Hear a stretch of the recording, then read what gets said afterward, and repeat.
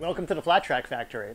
We're here between rounds, and I'm going to show you a little bit about what it takes to change the bike over from one track to another. We're going from a little bit longer track to a little bit shorter track, and it's about 6 hours just to clean the bike. And unfortunately, we had a couple of problems.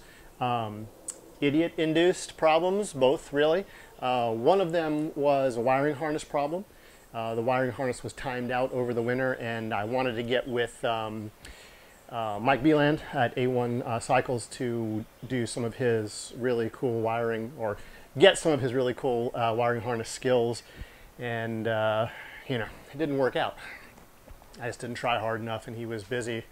So that, you know, that caused some problems. You know, the oil is circulated in the backbone tank of this framer. So it gets extremely hot, and it makes the wires very soft, and I had some zip ties that were too narrow to sit there on it that long when it's that hot, and it cut through the wires and caused electrical issues. So embarrassing, entirely avoidable, you know, not very factory. So that was one problem. And another problem is, if you watched a last little race recap video, I hit the deck. Made a little mistake racing for the lead. Maybe a little bit too low percentage of a move.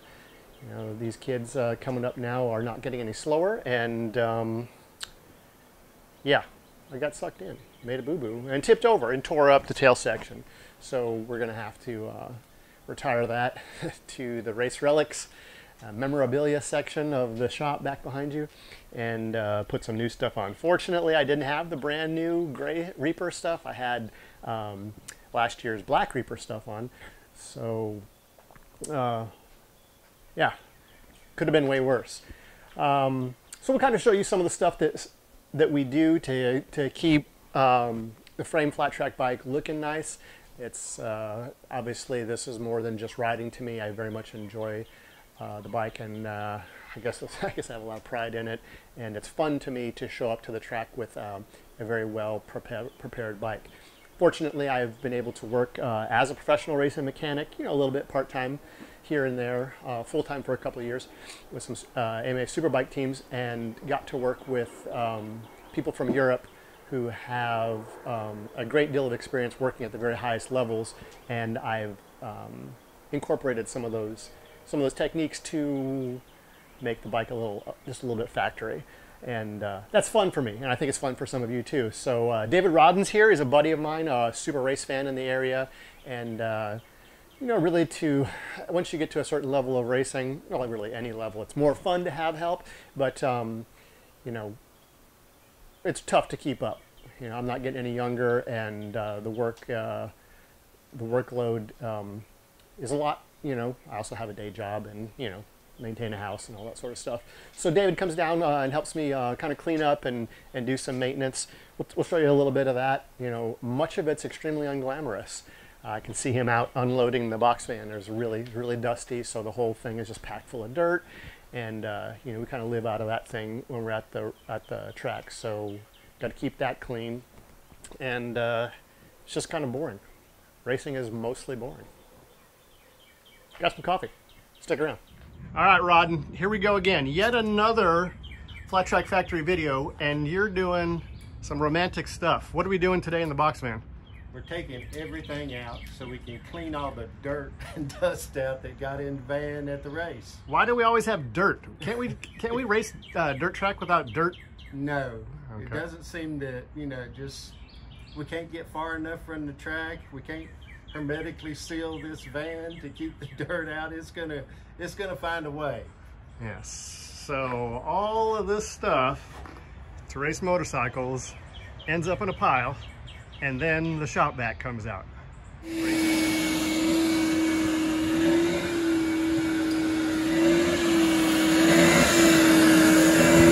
At our last round, practice was in the Carolina sun during the day.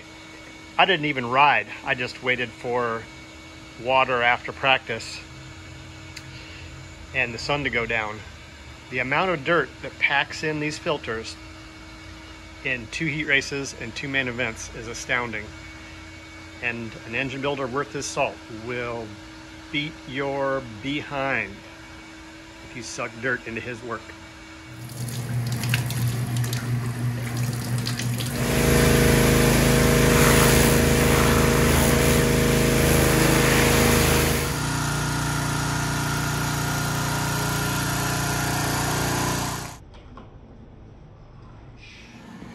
So on deck today is to fix the failure we had.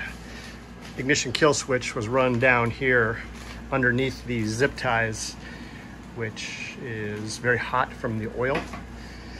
Engine oil's in the backbone tank, and it just got soft on the insulation and cut through it and shorted, so that's bad.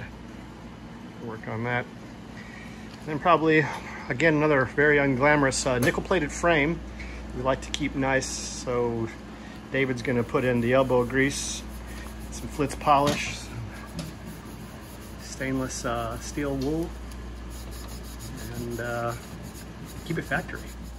Among the crappy things that happens when you crash is the axle grabs a hold of a bunch of dirt, packs it up into the swing arm. So you gotta clean that out. Calcium in the dirt, of course, promotes corrosion, so just little details you gotta work on between races. One of the fun things about having a mechanical guy come help out is he can actually kind of inspect and nut and bolt. You know, we tear stuff down, we see what's, you know, failing or gonna fail, and end of its service life. Found anything broken or loose yet, David? No. We will. We'll keep working. It's a good opportunity, you know, check things like exhaust stud nuts and things like that.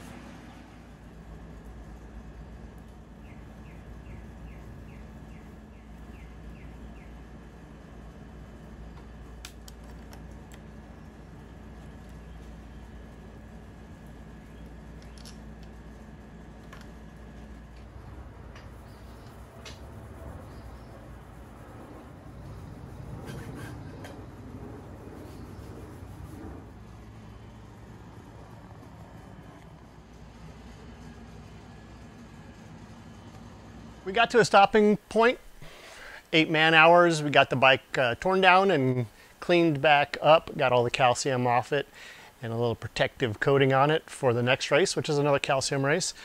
Waiting on parts for the wiring harness fix, and thought you might like to see some of the stuff we do.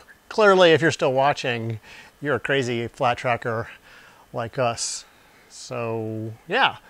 About now, YouTube is going to put up some other videos it thinks you might like. Also, I've got a couple of awesome supporters that have supported me on PayPal, and a link for that is in the description. Love to know what you think. Thanks for watching.